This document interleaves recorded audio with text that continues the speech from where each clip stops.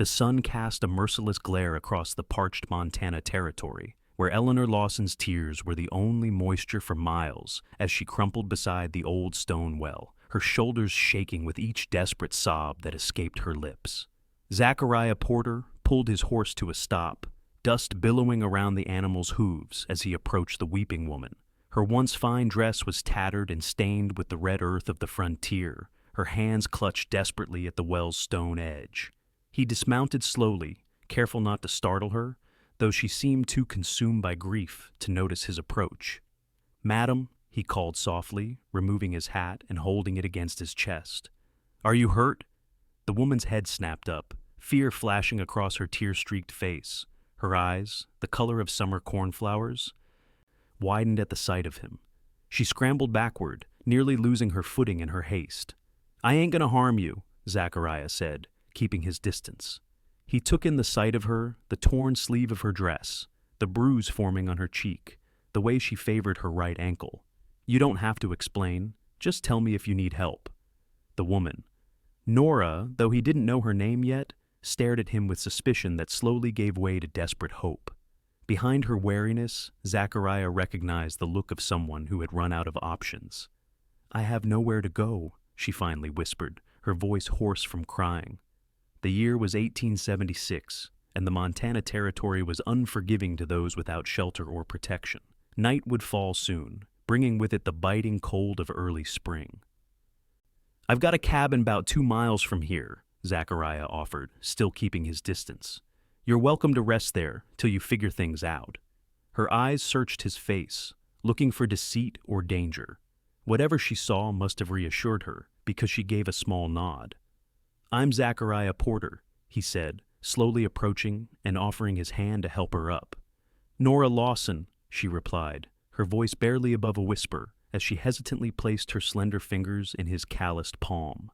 Zachariah helped her to her feet, noting how she winced when she put weight on her right ankle. Without asking permission, he swept her up into his arms, carrying her toward his horse.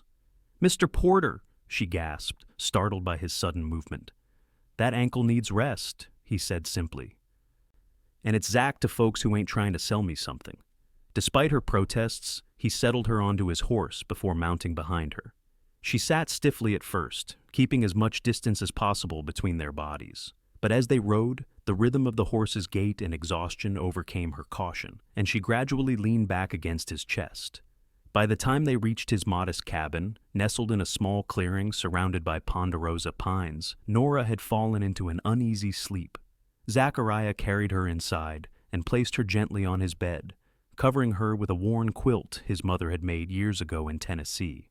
He built a fire in the small stone hearth, keeping one eye on his unexpected guest. In the dancing firelight, he could see the evidence of her ordeal, more clearly dried blood at the corner of her mouth.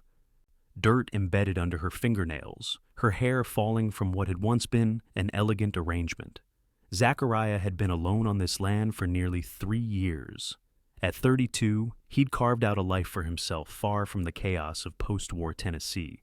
He raised horses, did some hunting and trapping, and avoided the complications of people whenever possible. Yet here he was, bringing a strange woman clearly in trouble into his home. He settled into a chair near the fire, his Winchester rifle across his lap. Whatever or whoever had frightened Nora Lawson might come looking for her, and Zachariah intended to be ready. When Nora awoke hours later, moonlight streamed through the cabin's small window. For a moment, panic seized her as she tried to remember where she was. Then her eyes fell on the sleeping figure of the cowboy. Slumped uncomfortably in a wooden chair, his rifle still balanced across his knees. She studied him in the dim light, his strong jaw darkened with stubble, his sun-bronzed skin speaking of long days outdoors, the small scar cutting through his right eyebrow. He looked formidable even in sleep, but there was something in the gentleness of his hands and the way he'd spoken to her that calmed her fears. Nora had never thought she'd trust another man, not after what Thomas had done, but this stranger had offered help without demands, comfort without questions.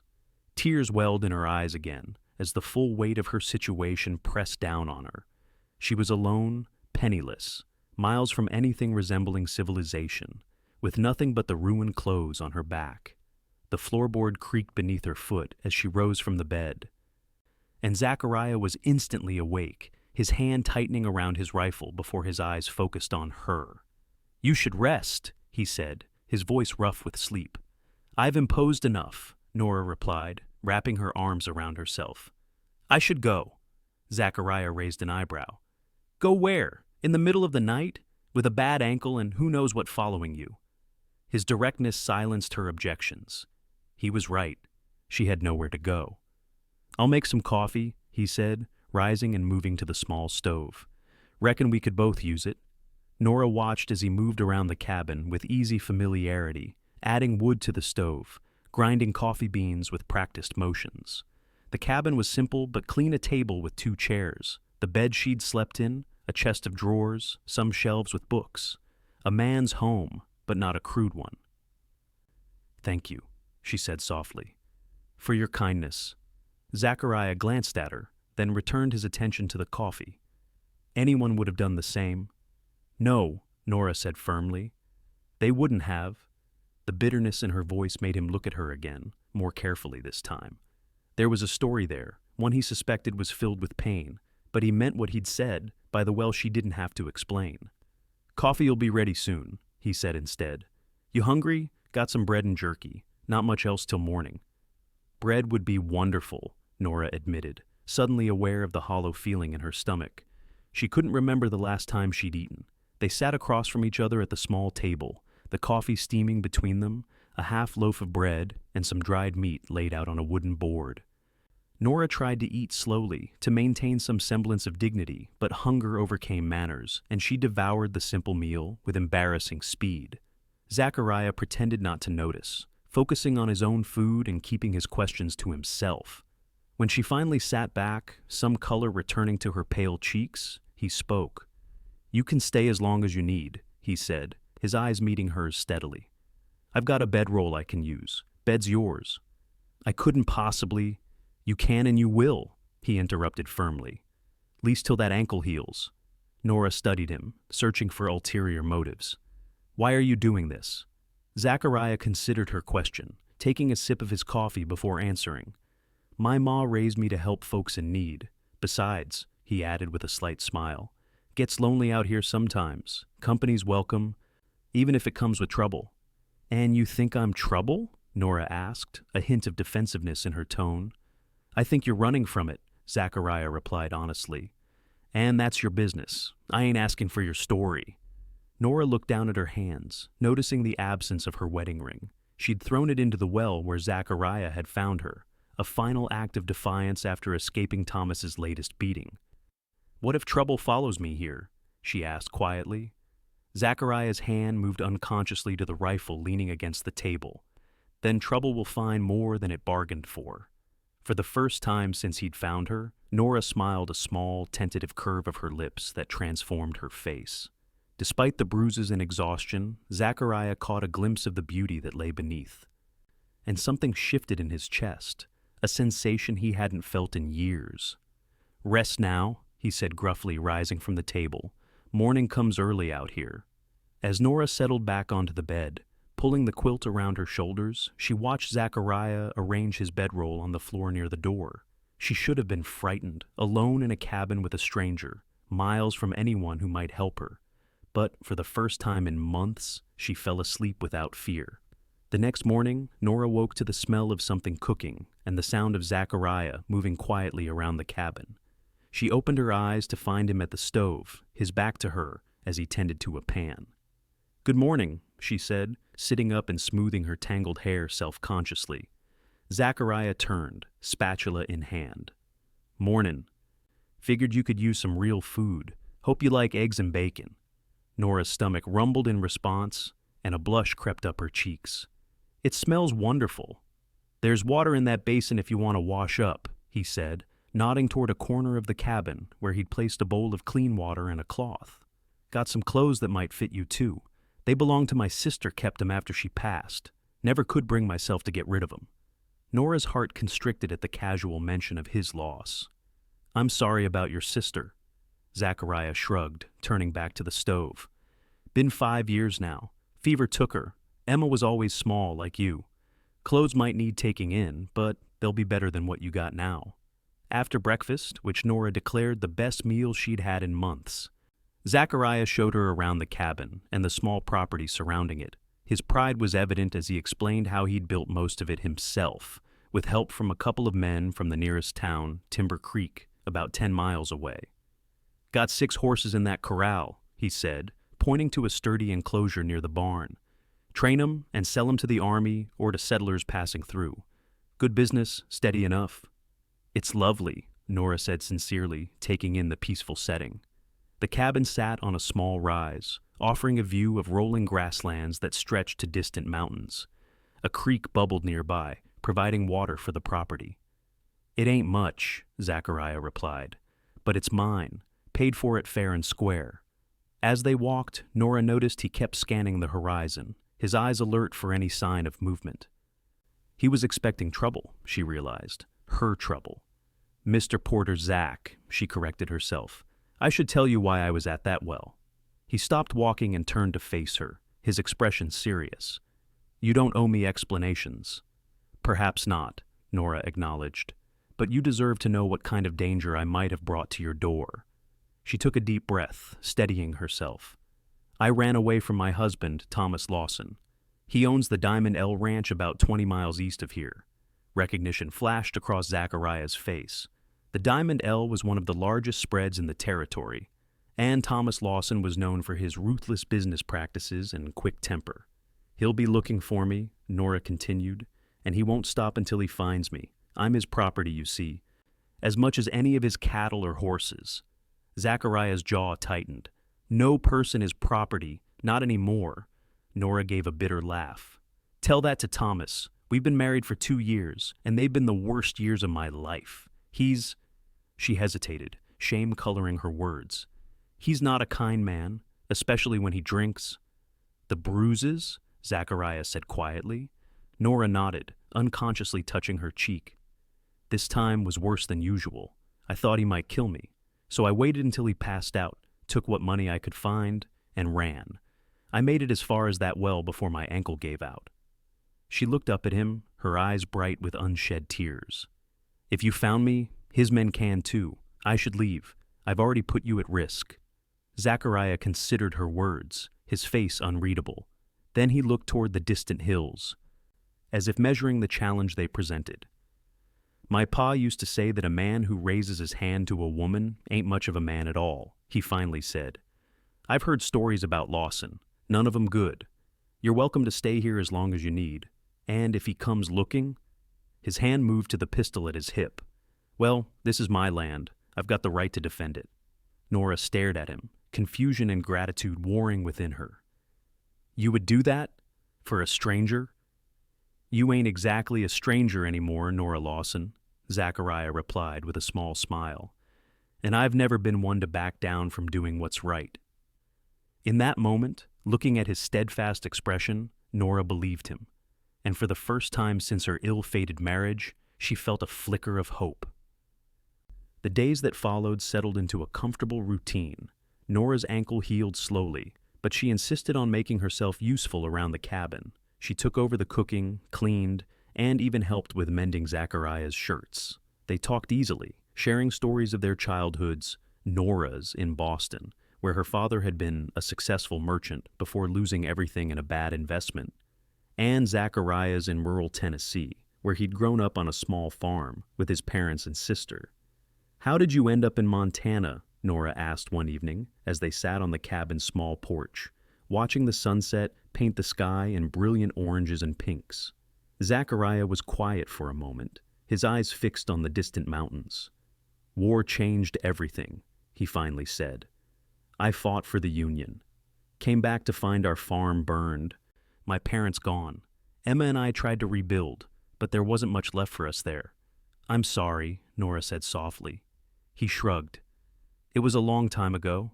We headed west like so many others. Emma met a fella in Kansas, got married. I kept going, worked as a ranch hand, did some scouting for the army, eventually saved enough to buy this place. Emma and her husband were supposed to join me, but then the fever hit their town." His voice grew rough. "By the time I got there, she was already gone."